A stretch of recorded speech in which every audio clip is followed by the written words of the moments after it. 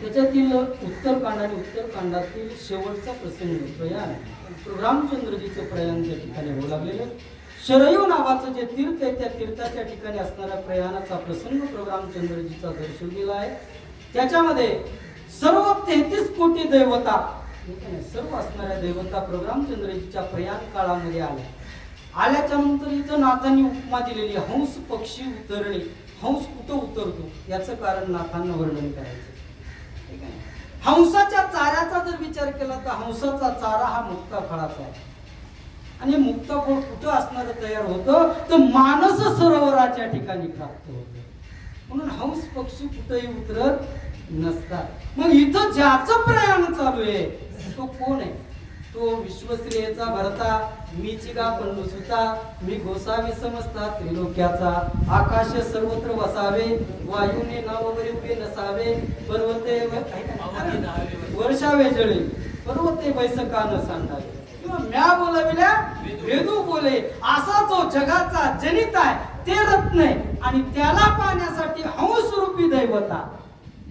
उपमा असणारी कोणाची कुठं द्यावी तसं असणारं नाथांनी इथं वर्णन केलेलं आहे की हंस स्वरूपाचा थवा जसा उतरतो आकाश मार्गे तशा सर्व असणाऱ्या देवता खाली उतरल्या. प्रभू रामचंद्रजीला त्या काळामध्ये आकाश पंथातून त्या देवता पाहतायत. प्रभू रामचंद्रजीचं प्रयाण चालू आहे. काय स्थिती ते वाईट विमानाचे जोते तिनी प्रभावे दशा दिशा ते हे लावे या माझी ब्रह्मदेवे पुष्पवृष्टी करीतील. ग्रंथकर्ते नाथांनी सांगितलेलं की ज्यावेळेस त्या ठिकाणी सर्व विमान ते हंस नावाच्या पक्षासारखं असणारं उतरल्याबरोबर प्रकाश असणारा जिकडं तिकडं झालेला आहे. कारण सर्व प्रकाशाचा स्वामी भगवान परमात्मा कोण आहे? सर्व प्रकाशाचा स्वामी आहे. कसं आहे माहितीये का? भगवान परमात्मा एवढे कर्तव्य दाखवतो. भगवान परमात्म्याचं हे प्रयाण का सत्य असेल किंवा भगवान परमात्म्याने या सगळ्या घटना केल्या याच्यावर आपला विश्वास नाही म्हणून देवाचं दातृत्व थोडंसं कमी पडलंय. बघा मी नाही सांगत, जगद्गुरु तुकोबारायांचीच परिभाषा आहे. बोल नाही तुझ्या दातृत्वपणाशी आम्ही अविश्वासी सर्व भावे. रामायण ऐकोस तर आपला विश्वास आहे. रामायण संपल्यावर मग तुम्ही म्हणता सर आम्ही तर भक्ती करायला लागलो दिसत नाही का जगाला? आम्ही भक्ती करतो पण कशी करतो? त्या अभंगाचं दृपदच आहे बघा. दंबे करू भक्ती सोंग दाऊ जना अंतरी भावना वेगळी या. आमची भक्ती कशी आहे? दंबे करू भक्ती सोंग दाऊ जना अंतरी भावना वेगळी या. कमीत कमी मला चांगलं तरी म्हणतील हात ही तरी भावना आहे. तशी भावना असेल तर भगवान परमात्म्याचं दातृत्व कमी पडते.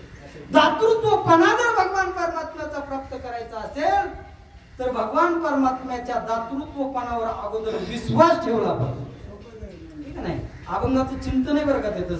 तसं असणाऱ्या ठिकाणी भगवान परमात्मा दातृत्ववान त्याच्या असणाऱ्या शब्दाला असणारा विश्वास ठेवावा लागतो. तसं ते विमान झळकत होतं हा अनुभव अंतःकरणामध्ये रुजला. त्या काळामध्ये सर्व देवता होत्या. जसं दिशेला त्या ठिकाणी काय झाला प्रकाश झाला होता. स्वतः ब्रह्मदेव त्या ठिकाणी होते. ते ब्रह्मदेव त्या ठिकाणी असताना ते काय काय करतात हे आपल्याला पाहिजे.